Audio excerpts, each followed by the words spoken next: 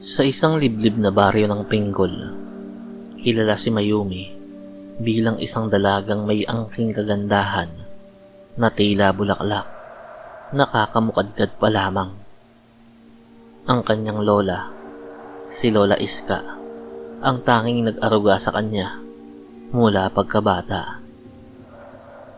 Bagaman matanda na, iginagalang si Lola Iska sa kanilang baryo. Hindi lamang dahil sa kanyang katandaan, kundi dahil sa usap-usapan na may hawak siyang dunong na hindi pangkaraniwan. Doon nakilala ni Mayumi si Adrian. Sa simula, si Adrian ang definisyon ng isang perpektong kasintahan. Magalang siya, masipag, at tila hulog ng langit sa paningin ni Mayumi.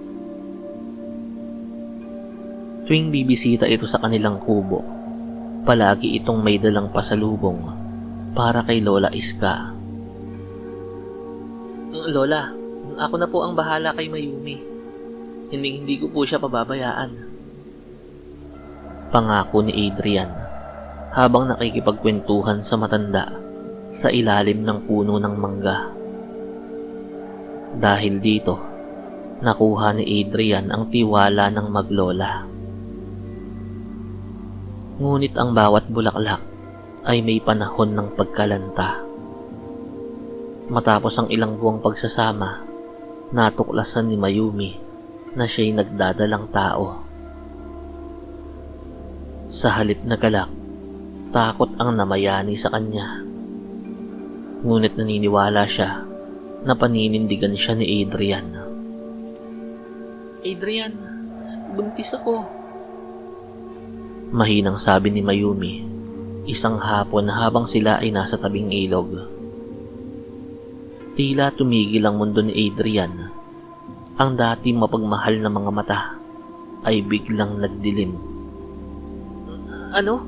Sigurado ka ba? Baka naman hindi sa akin yan. Buliyaw ng binata. Simula ng araw na yon, nagbago ang ugali ni Adrian. Hindi na siya pumupunta sa kubo ni Mayumi. Ang dating mabait na binata ay naging lasenggo at umiiwas sa responsibilidad. Nang puntahan siya ni Mayumi sa kanilang bahay upang magmakaawa, doon lumabas ang tunay na kulay ni Adrian. Parang awa mo na, Adrian. Kailangan ka ng anak natin. Umiiyak na pagsusumamo ni Mayumi habang nakakapit sa braso ng lalaki. Bitawan mo nga ako. Kasalanan mo to eh. Sinisira mo ang buhay ko.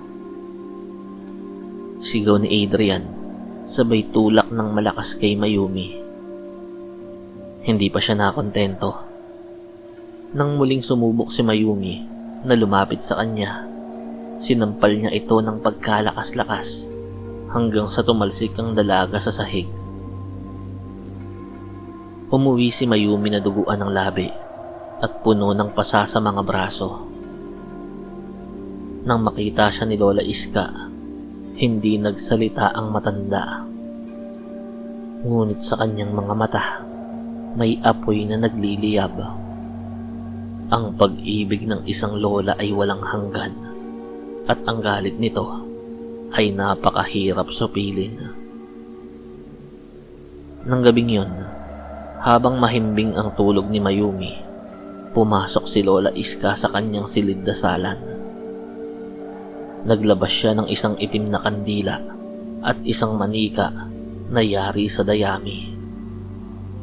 Gamit ang isang hibla ng buhok ni Adrian na naiwan sa suklay ni Mayumi, nagsimulang bumulong ang matanda. Ang bawat sakit na ibinigay mo sa aking apo ay babalik sa iyo ng maka1,000 ulit. Ang iyong pagkalalaki na iyong pinagmamalaki ang siyang magiging mitya ng iyong pagdurusa. Bulong ni Lola Iska sa wikang tila hindi galing sa mundong to. Lumipas ang ilang linggo. Habang lumalaki ang tiyan ni Mayumi, unti-unti namang nararanasan ni Adrian ang isang kakaibang karamdaman. Nagsimula ito bilang isang simpleng pangangati sa kanyang maselang bahagi. Ngunit mabilis siyang lumala. Nagsimulang mangamoy patay ang katawan ni Adrian. Ang kanyang pagkalalaki ay unti-unting nabubulok at nagnanana. Kahit anong gamot ng doktor ay hindi tumatalab. Sa tuwing titingin siya sa salamin, nakikita niya ang kanyang sarili na unti-unting kinakain ng uod habang siya ay buhay pa. Hindi lamang katawan ang nabulok kay Adrian, pati ang kanyang isipan ay nagulo rin. Naririnig niya ang mga bulong ni Lola Iska tuwing sasapit ang gabi. Hindi siya makatulog, hindi makakain. Ang dating gwapong binata ay naging isang kalansay na nakakalakad.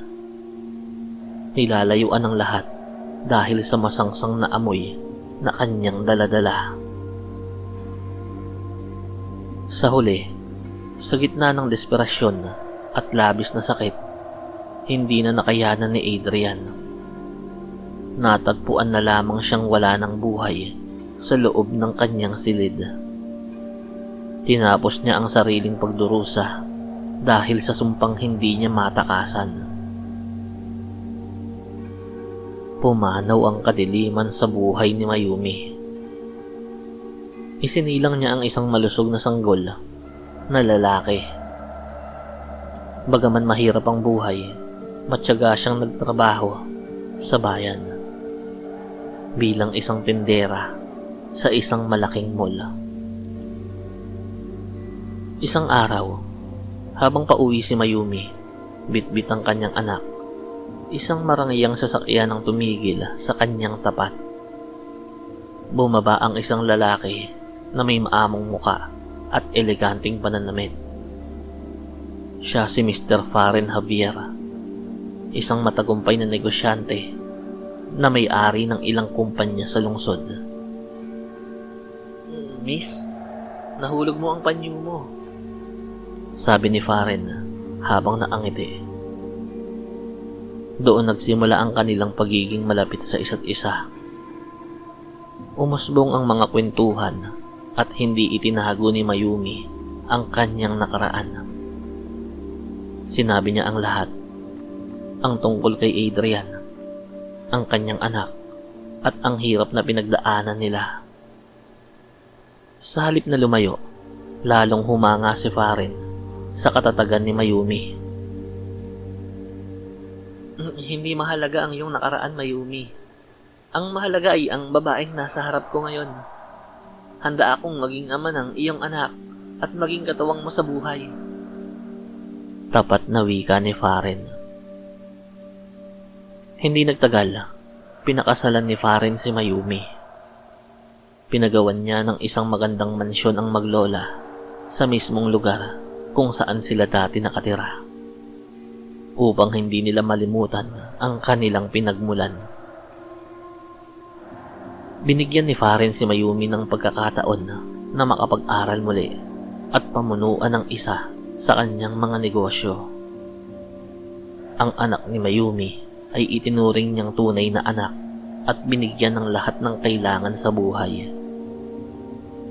Hindi na rin kailangang magbanat ng buto ni Lola Iska. Ipinagamot siya sa pinakamagagaling na doktor. Bagaman alam ni Lola Iska na ang tunay na lunas sa lahat ng sakit ay ang katahimikan ng kalooban. Ngayon, tuwing hapon, makikita ang kanilang pamilya na nakaupo sa balkonahe ng kanilang bagong bahay. Masaya silang nagkukwentuhan habang pinapanood ang paglubog ng araw. Ang pait ng kahapon ay naging pataba na lamang sa lupa upang sumibol ang isang mas magandang bukas. Sa huli, napatunayan ni Mayumi na ang hustisya ay may iba't ibang anyo. Minsan, ito ay sa pamamagitan ng paniningil ng tadhana. At minsan naman ay sa pamamagitan ng pagbibigay ng pangalawang pagkakataon sa mga taong marunong magmahal ng totoo.